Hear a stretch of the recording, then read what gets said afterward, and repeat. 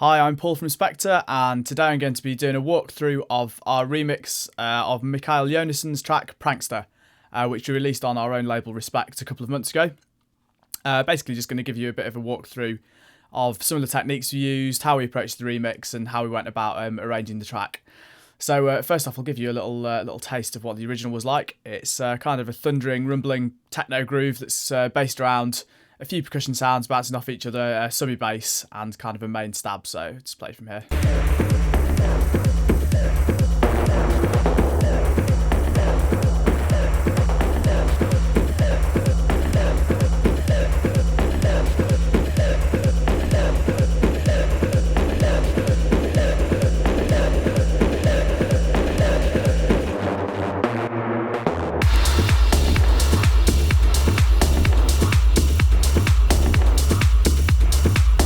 So that's the essence of the original, really. Just a really cool rumbling groove with this big stab sound as the a little bit of flavour.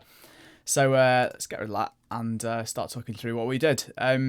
We kind of decided that big synth stab was the going to be the part that our remix revolved around. So these are the parts we got sent here on the left, and you can see these big synth various different files are the variations of that we got in the parts. So just various wet and dry combinations.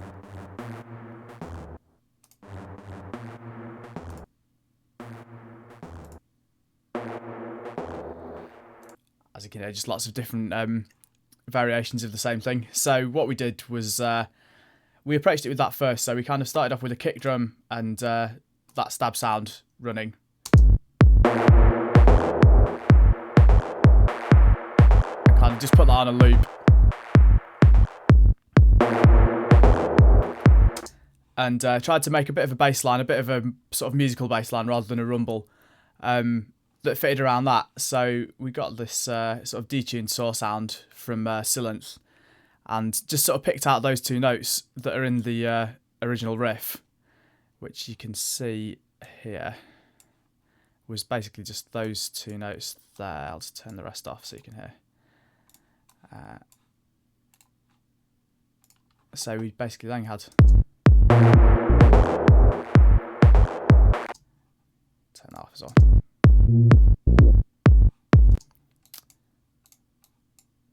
Got the wrong one there. So it was those two.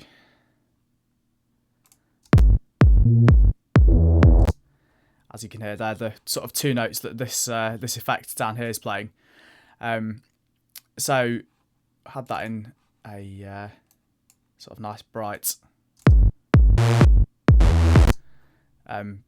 detuned saw sort of synth sound, and then rather than it just being a couple of notes, for it to be a constant bass line, we just sort of filled the pattern in with some other notes, as you can see here.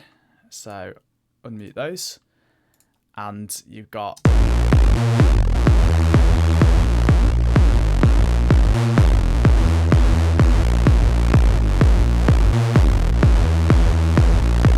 which is a nice sort of interesting bass line that fits well with this.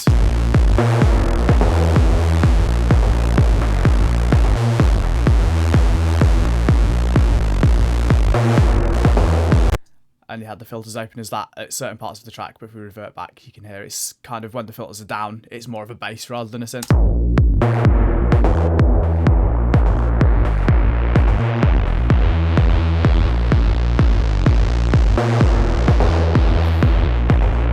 So that was the real, this is where we started. Rather than doing the drums and things first, we started with this this bass line idea.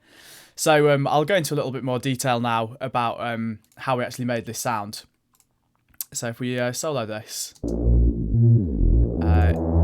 it started off just as a single Sylenth patch, just the initialize the init patch, just single saw, and then we just took that, made it 3 voices, and detuned it and stereo, turned retrigger off, and that gives us this sound here,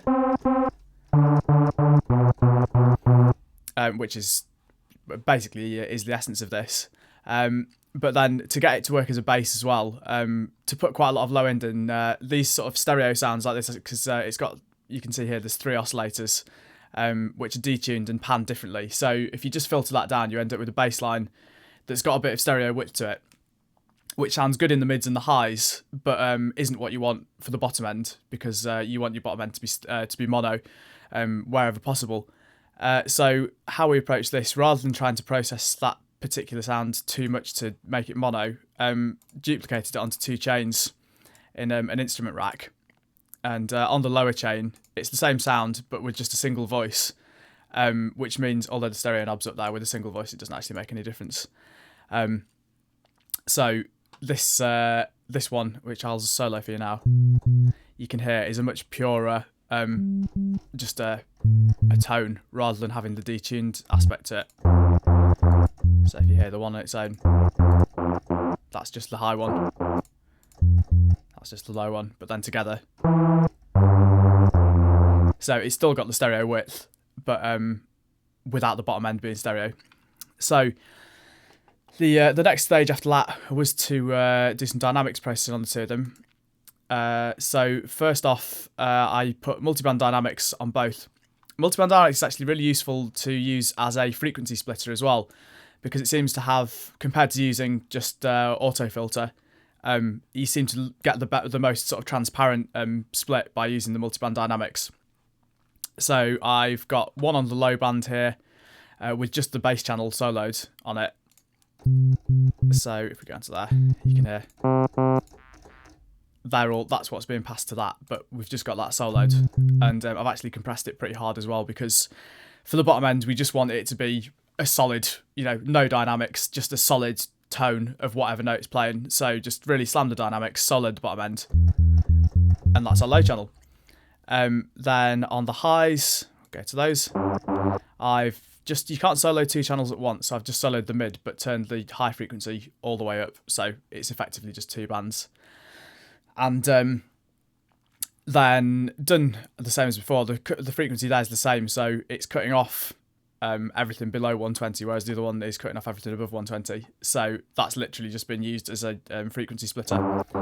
And then a little bit of saturator after it, which is just adding a very slight bit of bite, not very much. And then Syntaurus, which is a chorus, just adds a little bit more width there. And so then you hear the 2 of them together, and it's the sound that we're after. You can hear there's a little bit of portamento there on some of the notes. I've just got that set up in silent here. Just a little bit of portamento basically, but only on legato, which means that it's only when the notes overlap that you get the bend. So you can hear just here where it overlaps, and here you get those little bends between the notes, which just gives it a bit more character. So that was the bass line, pretty much. The only one other thing was that on the bottom end chain, I just put a sidechain compressor, which is ducked by the kick, which is another advantage of splitting the frequencies, actually, because you can sidechain just the low frequency chain. So you get that nice pumping in between the kicks, so you can have a big kick drum without it taking up all the space. But if you listen to it, you don't really notice the pumping because the mids and highs are all coming through clean.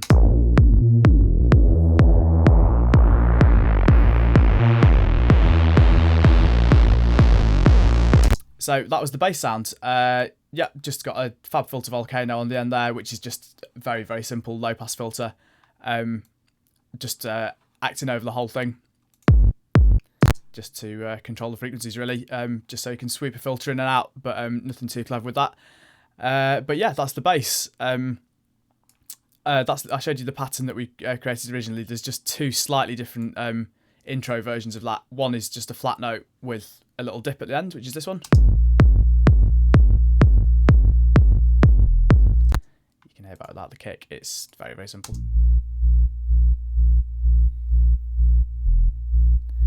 And then just here for after the main kick in, it's the same pattern, but with the dropped note up an octave instead of down an octave. Just makes it a little bit more driving for after the break. So yeah, that bass sound is really where we spent most of our time on sort of sound design and stuff on this track. So yeah, we'll move on to the drums and effects in the next part.